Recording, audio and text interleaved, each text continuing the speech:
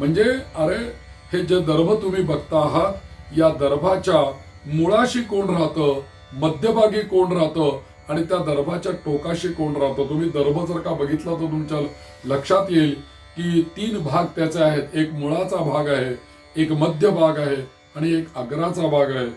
आपल्याला असं भगवान सांगतात की अरे कुशमूले स्थितो ब्रह्मा, या कुशांच्या मुळाशी ब्रह्मदेवाचा वास आहे.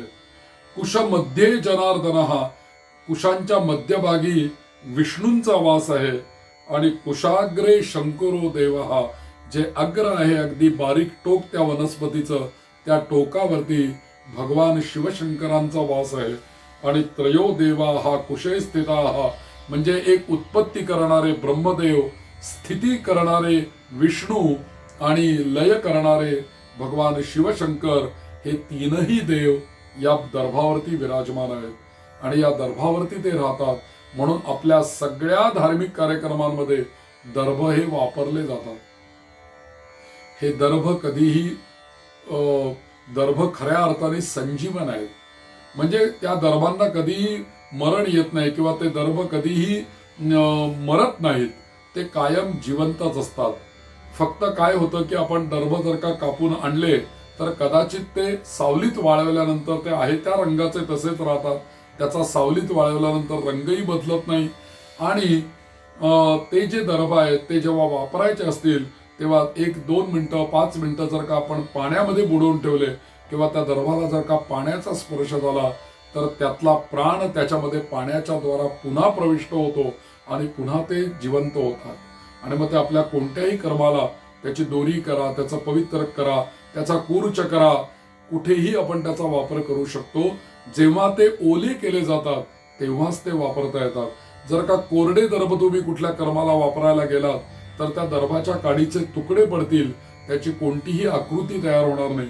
पण जर त्याला पाणी लावलं, थोडा वेळ ते पाण्यात भिजवले तर अगदी त्याची घट्ट दोरी होऊ शकते आणि कसे पाहिजे तसे आपण त्याला वळवू शकतो. कारण त्या पाण्यामधून त्याचा प्राण पुन्हा उद्दीपित होतो. म्हणजे त्याला मृत्यू कधीही येत नाही, मरण नाही. दर्भ हे कायम ताजेच असतात आणि म्हणून कायम कर्मामध्ये दर्भ वापरले जातात.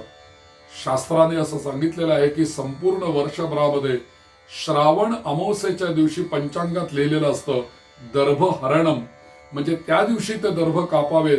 अहो ते सुद्धा कापायचे म्हणजे काही असं गेले नदीच्या किनाऱ्याने कापून आणले असं नाही करायचं.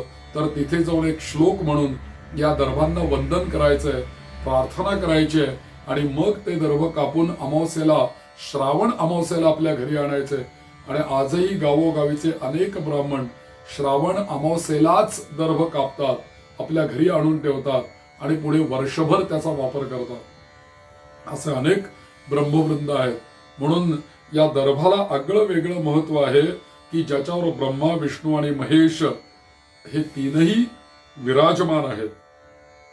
हे सगळं पाहता या सगळ्या गोष्टींना अत्यंत महत्व आहे.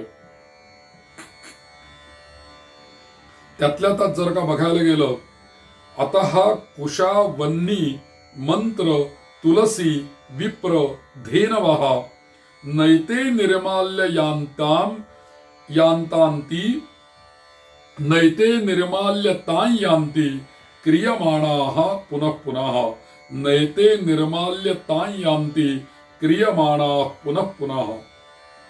काही गोष्टी ज्या अशा आहेत की ज्या पुन्हा पुन्हा आपण वापरू शकतो.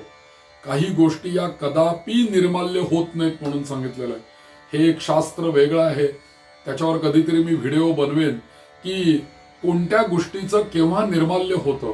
आपण रोज जी देवाला फुलं वाहतो, तुळस वाहतो, बेल वाहतो, किती दिवसांनी ते निर्माल्य होतं याचं काही शास्त्र आपल्याकडे सांगितलेलं आहे. आपण पुन्हा पुन्हा त्या गोष्टी वापरल्या तरी तेवढंच पुण्य त्या वनस्पती देत असतात. आणि म्हणून काही गोष्टी ज्या आहेत त्या कदापि निर्माल्य होत नाहीत. म्हणून श्लोक सांगितलेला आहे की काय काय गोष्टी निर्माल्य कदापि होत नाहीत. तर त्यांनी सांगितलं कुशाहा म्हणजे दर्भ कधीही निर्माल्य होत नाहीत. त्यानंतर वन्नी, अग्नी हा कधीही निर्माल्य होत नाही. त्यानंतर मंत्र हे कधीही निर्माल्य होत नाहीत. मंत्र कायम ताजेच असतात. कोणताही मंत्र केव्हाही म्हणा तो ताजाच असतो, तो कदापि निर्माल्य होत नाही. त्याच्यानंतर तुलसी ही कदापि निर्माल्य होत नाही. अगदी ती वाळली, त्याचं पीठ झालं, त्याचं चूर्ण झालं, तरी सुद्धा ते चूर्ण किंवा त्याचं पीठ जरी आपण देवाला वाहिलं तरी तेवढंच पुण्य आपल्याला त्याच्यापासून प्राप्त होतं. म्हणून तुळशी कधीही निर्माल्य होत नाही. म्हणजे बघा, कुश म्हणजे दर्भ निर्माल्य होत नाहीत, अग्नी निर्माल्य होत नाही, मंत्र निर्माल्य होत नाहीत. या 3 गोष्टी झाल्या. तुळशी निर्माल्य होत नाहीत, चौथी गोष्ट झाली. त्याच्यानंतर 5वी गोष्ट, ब्राह्मण कधीही निर्माल्य होत नाहीत. कदापि ब्राह्मण निर्माल्य होत नाहीत, ते कायम पवित्र आणि शुद्ध असतात. आणि त्याच्यानंतरची गोष्ट म्हणजे धेनवहा, गाय ही कदापि निर्माल्य होत नाही. गाय कधीही अशुद्ध होत नाही, ती कायम पवित्र आणि शुद्ध आणि ताजीतवानीच असते. म्हणून कुशाहा, वन्नी म्हणजे दर्भ, अग्नी, मंत्र, तुळशी, विप्र आणि धेनू या 6 गोष्टी कदापि निर्माल्य होत नाही. नैते निर्माल्यता यांती क्रियमाणा पुनः पुन्हा. तुम्ही यांचा पुन्हा पुन्हा कोणत्याही कर्मामध्ये वापर करू शकता. पण 2 ठिकाणी दर्भ हे निर्माल्य मानावेत असं सांगितलेलं आहे. कुठे निर्माल्य मानावेत दर्भ? तर त्यांनी सांगितलं, दर्भाः पिंडेषु निर्माल्या ब्राह्मणाः प्रेतभोजने मंत्रा गौस तुलसी नीचे चितायांच हुताशनः. मग कुठे कुठे हे अपवित्र मानलेले आहेत किंवा निर्माल्य मानलेले आहेत त्याचा पण श्लोक यांनी सांगितला की पिंडावरती वापरलेले दर्भ किंवा आता पिंडदान करताना पिंडाच्या खाली दर्भ ठेवतात, त्या दर्भांच्या वरती पिंड दिले जातात. कारण दर्भावरती पिंडदानाचं फार मोठं महत्व आहे. म्हणून पिंडांच्या पूजेकरता पिंडांच्या खाली वरती वापरलेले दर्भ. त्याच्यानंतर पुन्हा पुन्हा उपयोगी ते कधीही करू नये, ते मात्र निर्माल्य होतात. त्यानंतर प्रेताच्या उद्देशाने जेवणारे जे कोणी विप्र असतील ते निर्माल्य होतात, त्यांची पूज्यता कमी होते. आणि जर का आपण अशिष्यायन देयम असं आपल्याकडे अथर्व शीर्षामध्ये सांगितलंय, अशिष्यांना जर का एखादे मंत्र आपण शिकवले तर ते मंत्र सुद्धा निर्माल्य होतात. त्या मंत्रांपासून आपल्याला काही फल मिळत नाही. आणि नीच एखाद्या मानवाला किंवा कसायाला आपण जर का गाय देऊन टाकली तर ती गाय निर्माल्य होते, निष्फळ होते. आणि अग्नीमध्ये चितेवरचा जो अग्नी आहे तो अग्नी निर्माल्यवत मानलेला आहे. म्हणजे बघा, ज्या गोष्टी पवित्र सांगितल्या त्या कुठे कुठे निर्माल्य होतात हेही आपल्याकडे सांगितलेलं आहे. म्हणून या श्राद्धामध्ये जेव्हा आपण पितरांचं श्राद्ध करतो तेव्हा या सगळ्या गोष्टी आपण दर्भ वापरतो, तीळ वापरतो, माका वापरतो, तुळस वापरतो. या सगळ्या गोष्टी आपण श्राद्धामध्ये वापरत असतो. याचं वेगवेगळं महत्व आहे.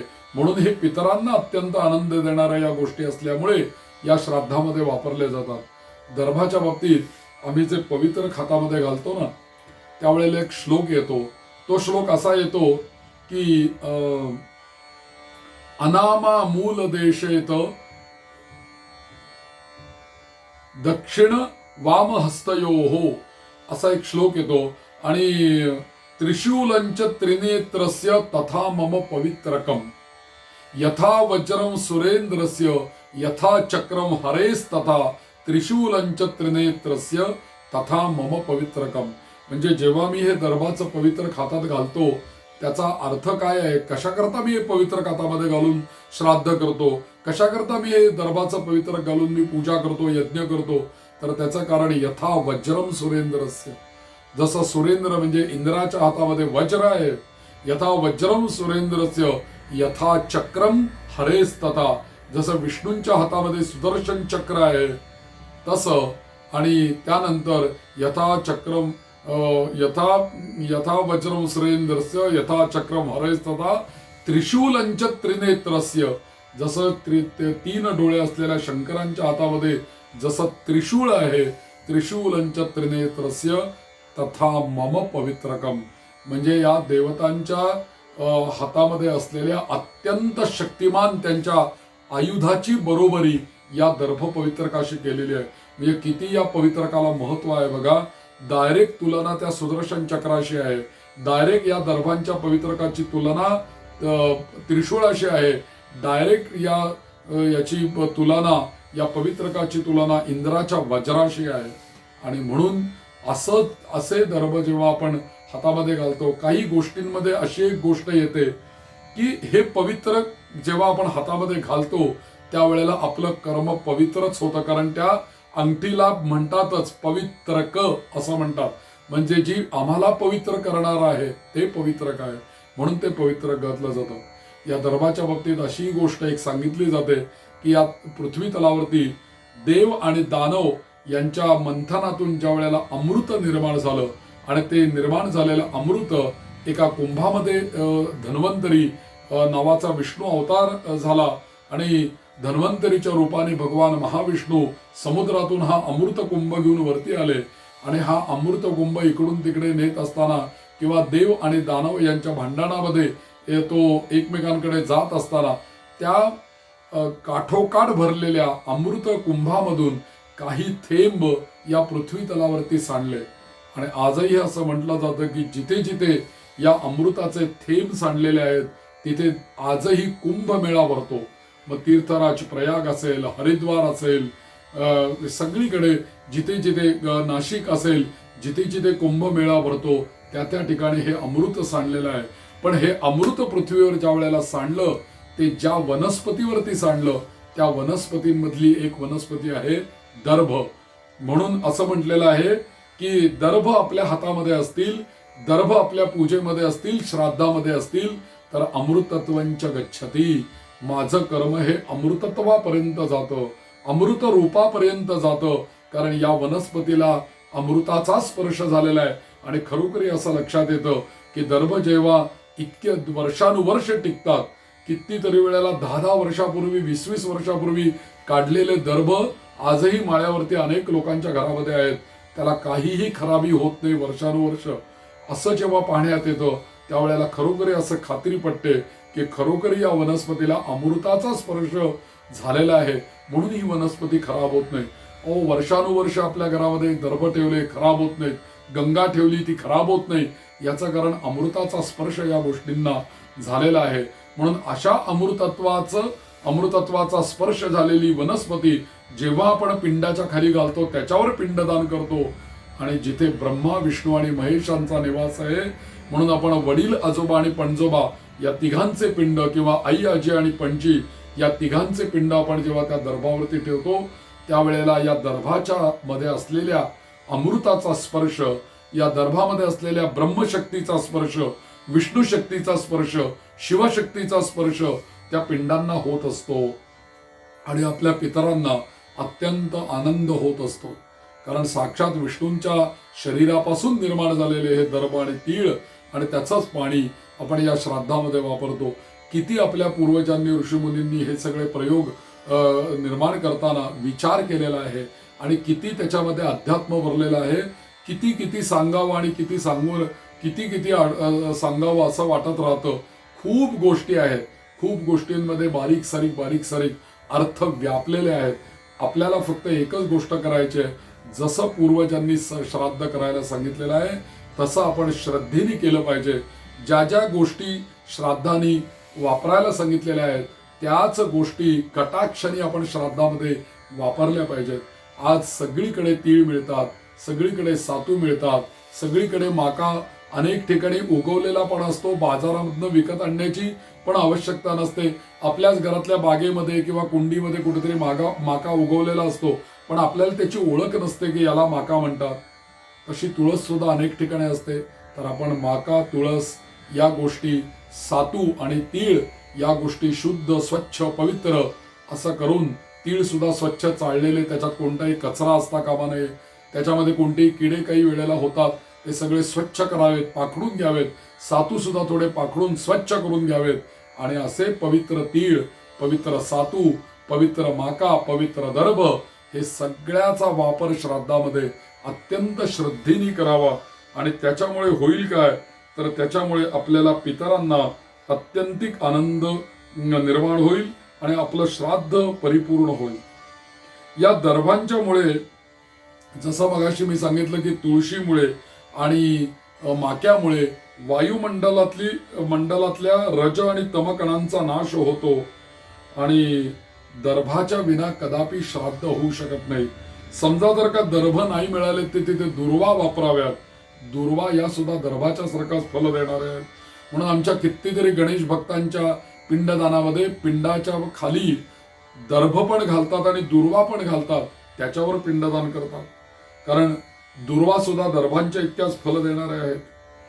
म्हणून दर्भ जे काही आहेत हे सुद्धा तेज उत्पादक, तेजाच्या निर्मितीला ते कारक आणि पूरक असल्यामुळे दर्भाच्या साह्याने विधी जर का आपण केला, श्राद्ध जर का केलं, तर त्याच्यातून प्रक्षेपित होणाऱ्या ज्या काही तेजोमय लहरी आहेत, या श्राद्धातील प्रत्येक विधी कर्मातील रज आणि तम कणांच्या हस्तक्षेपाचं प्रमाण कमी करतात आणि विधी कर्माला चांगली गती मिळवून देतात. आणि जे पितर आपलं श्राद्ध स्वीकारण्याकरता आपल्याकडे आलेले आहेत वायुरूपाने, या वायुरूपाने आलेल्या आपल्या पितरांना त्या विधीतल्या सर्व स्तरावरची ऊर्जा हे दर्भ प्रदान करत असतात. म्हणूनच दर्भावरती पिंडदान केलं जातं, ब्राह्मणाच्या हातावरती दर्भ दिले जातात, सगळीकडे दर्भ बांधले जातात. केसाला दर्भ बांधून श्राद्ध केलं जातं. का बांधायचे केसाला श्राद्ध? म्हणजे तुम्ही लक्षात घ्या की श्राद्धाच्या वेळेला आपल्या केसाला दर्भ बांधलेला असला पाहिजे. आपल्या शेंडीच्या ठिकाणी दर्भ बांधावा केसाला घट्ट. याचं कारण असं आहे की कोणतंही कर्म आपल्याकडे शास्त्राने मुक्त केशा करायला सांगितलेलं नाहीये. म्हणजे केस मोकळे सोडले आहेत, पुरुषांनी शेंडी मोकळी सोडली आहे, त्याला गाठ नाही मारलेली आणि कोणतं तरी तो कर्म करतोय, तर त्या कर्माचं आपल्याला फल मिळणार नाही म्हणून सांगितलेलं आहे. तसंच स्त्रिया सुद्धा स्वयंपाक करतात वगैरे किंवा कोणतेही कर्म करत असताना स्त्रियांनी सुद्धा आपले केस कायम बांधलेले असले पाहिजेत. बरेच वेळेला आपल्या पतीबरोबर आपल्याला पूजेला बसण्याचा प्रसंग येतो, त्यावेळेला सुद्धा स्त्रीने आपले केश पूर्ण बांधलेले असले पाहिजेत, नाही तर आपल्याला त्या कर्माचं फल नाही मिळत. जेव्हा आपण ते केश बांधतो त्यावेळेला त्याच्यावरती ऊर्ध्व केशी विरूपाक्षी मांस शोणित भक्षणे तिष्ठ देविशका बंदे चामुंडेही अपराजिते. चामुंडा नावाची कदापि पराजित न होणारी अशी देवता त्या केसांवरती विराजमान होते. त्यामुळे आपल्याला या चालू असलेल्या कर्मामध्ये कदापि पराजय आपला होत नाही. आणि मुक्त केश जर का असतील तर आपला एखादा केस उडून, एखादा केस तुटून खाली पडून तो आपल्या श्राद्धाच्या अन्नामध्ये पदार्थांमध्ये जाण्याची शक्यता असते. दुसरी गोष्ट, पूजेच्या साहित्यामध्ये देवावरती पडण्याची शक्यता असते. म्हणून केस बांधलेले असले म्हणजे ते सुरक्षित राहतात. अशा दृष्टीने ते केस, आणि कर्म करत असताना आपलं लक्ष सारखं मोकळे केस जर का असतील ना, तर त्या केसांकडे सारखं असं करण्यामध्ये, केसांवर हात फिरण्यामध्ये ते खूप जातं. पण केस जर का आपण बांधून ठेवले तर आपल्याला त्याची चिंता पडत नाही किंवा केसाकडे आपलं लक्ष जात नाही, आपलं लक्ष पूजेकडे जातं. अशा अनेक गोष्टींनी केश बांधूनच कर्म करायला सांगितलंय. श्राद्धामध्ये तर केस बांधायचे आणि त्याच्यानंतर त्याला एक दर्भही बांधायचा म्हणून सांगितलेलं आहे. म्हणून केशाला दर्भ बांधायचं. त्याच्या पुढे जानव्याला दर्भ बांधायला सांगितलं. जानव्याला का दर्भ बांधायला सांगितला? याचं कारण असं आहे की जेव्हा मुंज होते मुलाची तेव्हा तो एक जानवं घालतो, जेव्हा त्या मुलाची सोड मुंज होते तेव्हा तो 2 जानवी घालतो, आणि जेव्हा तो व्यक्ती गृहस्थाश्रमामध्ये येतो त्यावेळेला कमीत कमी त्याच्या गळ्यामध्ये 3 किंवा 4 जानवी असतात. आता या श्राद्धामध्ये सारखं सव्य आणि अपसव्य जानव्याचं आपल्याला करावं लागतं. आणि त्यावेळेला जर का 3-4 जानवी आपल्या हातात असतील तर सव्य अपसव्य करताना त्या जानव्याचे जे दोरे असतात ते कुठेतरी अटकण्याची शक्यता असते. म्हणून त्याला जर का दर्भ बांधलेला असेल घट्ट, ते सगळे पदर एकत्र राहतात. आपल्याला सव्य आणि अपसव्य करताना अत्यंत सोपं होऊन जातं. आणि घाई गडबडीमध्ये एखादा धागा कुठेतरी अडकला तर जिथे अडकलाय तिथे आपल्यालाही काही वेदना होण्याची शक्यता असते किंवा मग त्या जानव्याचा धागा तुटण्याची पण शक्यता असते. म्हणून तो दर्भ त्या जानव्याला बांधून ठेवायला सांगितलं आहे. कारण श्राद्धामध्ये सव्य आणि अपसव्य फार मोठं महत्व आहे. हे जे सव्य आणि अपसव्य केलं जातं ना, ते असं आहे की जानवं जे आहे, मुळामध्ये जानवं या श्राद्धामध्ये वापरून सव्य अपसव्य का केलं जातं? याचं कारण जानव्याशिवाय श्राद्ध नाही. का तर हे जे जानवं जे आहे ते जेव्हा मंत्रवलं जातं तेव्हा त्या जानव्याचे जे काही नवतंतू आहेत, तुम्ही बघा जानवं बघितल्यानंतर तुमच्या लक्षात येईल की 3 दोरे दिसतात आपल्याला आणि एक गाठ मारलेली असते. पण ज्या 3 दोऱ्यांमधला एक दोरा जर का असा आपण उलगडून बघितला त्याचा पिळा, तर आपल्या लक्षात येईल प्रत्येक दोऱ्यामध्ये 3-3 तंतू आहेत. म्हणजे एका दोऱ्यामध्ये 3 तंतू, दुसऱ्यामध्ये 3 आणि तिसऱ्यामध्ये 3, 3 त्रिक 9, एकंदरीत 9 धाग्यांचं हे जानवं बनलेलं असतं. आता ते जानव्याबद्दल ही माहिती नाही, पण या 9 धाग्यांचं तुम्हाला महत्व सांगतो की या 9 धाग्यांमध्ये प्रत्येक धागा एक एक देवतेच्या उपासने करता आहे. म्हणून ओंकारम प्रथम तंतोन्यसामी, पहिल्या तंतूवरती ओंकार आहे. अग्नी द्वितीय तंतोन्यसामी, दुसऱ्या तंतूवरती अग्नी आहे. ओंकारम प्रथम तंतोन्यसामी अग्नि द्वितीय तंतोन्यसामी नागांस तृतीय तंतोन्यसामी, नागांचा वास आपल्या तिसऱ्या तंतूवरती आहे. सोमन चतुर्थ तंतोन्यसामी, सोम नावाची देवता, चंद्र देवता ही आपल्या चौथ्या तंतूवरती आहे. आणि पितृन पंचम तंतोन्यसामी, जानव्याच्या 9 धाग्यांपैकी 5व्या धाग्यावरती पितरांचं स्थान जानवं मंत्रतानाच ठेवलेलं आहे. आणि म्हणून पितरांचं स्थान म्हणजे या सगळ्या देवतांच्या उपासनेकरता हे जानवं असलं पाहिजे, जानवं वापरलं पाहिजे. आणि म्हणून 5व्या तंतूवरती पितरांचं स्थान असल्यामुळे जानव्यावरती पितर निवास करत असल्यामुळे आणि शेवटी हे जानवं आम्हाला दिलं कोणी, तर माझ्या वडिलांनीच माझ्या गळ्यामध्ये ते घातलेलं आहे. जेव्हा वडिलांनी माझी मुंज केली तेव्हा त्यांनी ते मला दिलेलं आहे. म्हणजे ते आलंय वडिलांकडनंच, त्यांना त्यांच्या वडिलांकडनं आलेलं आहे. म्हणजे ते पिढीजात मुंज होत असताना ते आम्हाला वारसा हक्काने ते प्राप्त झालेलं आहे.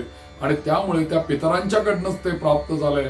त्यांचाच एक तंतू त्याच्यामध्ये आहे. आणि म्हणून जानव्याचं सव्य आणि अपसव्य केलं जातं आणि श्राद्ध केलं जातं. जेव्हा जानव्याचं सव्य असतं तेव्हा श्राद्धात देवतांची क्रिया केली जाते. जेव्हा जानव्याचं अपसव्य असतं त्यावेळेला श्राद्धामध्ये पितरांची क्रिया केली जाते.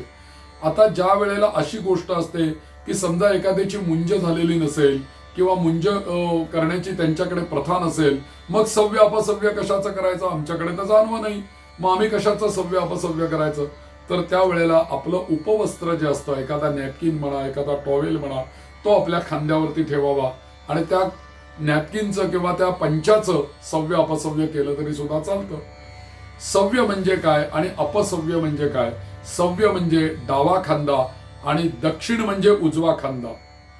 तर सव्य जेव्हा तुम्ही म्हणता तेव्हा हे जानवं डाव्या खांद्यावरती असतं आणि त्याची गती ही उजव्या बाजूला असते. आणि अपसव्य जेव्हा तुम्ही म्हणता तेव्हा जानवं उजव्या खांद्यावरती असतं आणि त्याची गती ही डाव्या बाजूला असते. निसर्गतः आपण सगळं जे काही कर्म करतो ते उजव्या बाजूनी जास्ती करतो. आपल्या उजव्या बाजूमध्ये, उजव्या कानामध्ये, शरीराच्या उजव्या भागामध्ये देवतांचा वास आहे असं आपल्या अनेक सुरींनी सांगितलेलं आहे. आणि म्हणून ज्या वेळेला देवकर्म करायचं आहे त्यावेळेला जानवेची गती देवकर्माकडे पाहिजे.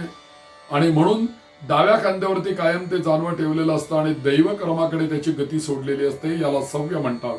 आणि ज्या वेळेला पितरांचं कर्म करायचं असतं त्यावेळेला अपसव्य केलं जातं. म्हणजे डाव्या खांद्यावरती डावा भाग जो आहे आपला, या डाव्या भागामध्ये पितरांचा वास आहे, उजव्या भागामध्ये देवतांचा वास आहे. आपल्या उजव्या शरीरात देवता वास करतात, आपल्या डाव्या शरीरामध्ये पितरांचा वास आहे. म्हणून त्यावेळेला जानवेची गती ही अपसव्य म्हणजे पितरांच्याकडे असते. म्हणून सव्य आणि अपसव्य याच्यामध्ये अजून एक भाग येतो, निविती, म्हणजे माळेसारखं जानवं केलं जातं. ज्या वेळेला देव आणि पितर यांच्यामध्ये ऋषींची ज्या वेळेला पूजा केली जाते त्यावेळेला माळेसारखं जानवं केलं जातं. ऋषींचं स्मरण येतं त्यावेळेला निविती केली जाते. इतकंच नव्हे तर 2 बाजूला जसे आपण दर्भ खोचतो तसं मध्ये जी निरी खोचली जाते तिथेही एक दर्भ खोचायला सांगितलेला आहे. बसायला पण दर्भ घ्यायला सांगितलेला आहे. अशा अनेक ठिकाणी. म्हणून आपल्याकडे जर का गळ्यामध्ये जानवं नसेल तर चिंता करण्याचं काहीही कारण नाही.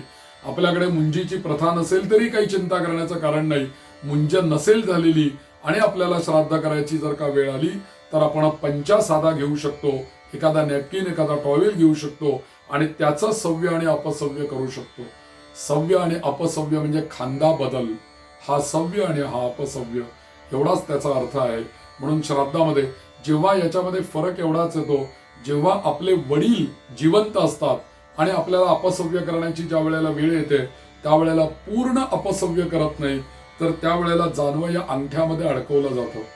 या अंगठ्यापर्यंतच ते अडकवलं जातं आणि इथेच अपसव्य मानलं जातं. ज्या वेळेला वडिलांचा मृत्यू होतो त्याच्यानंतर मात्र पूर्ण अपसव्य आपण करतो. एवढाच त्याच्यामध्ये फरक आहे. म्हणून या सगळ्या गोष्टींचा विचार, अजूनही अनेक गोष्टींबद्दल विचार आपल्यापर्यंत मला या माझ्या यूट्यूब चॅनल आणि या व्हिडिओच्या द्वारा पोचवायचे आहेत. परंतु जसा जसा समय मिळेल, वेळ मिळेल, त्याप्रमाणे आपण अधिकाधिक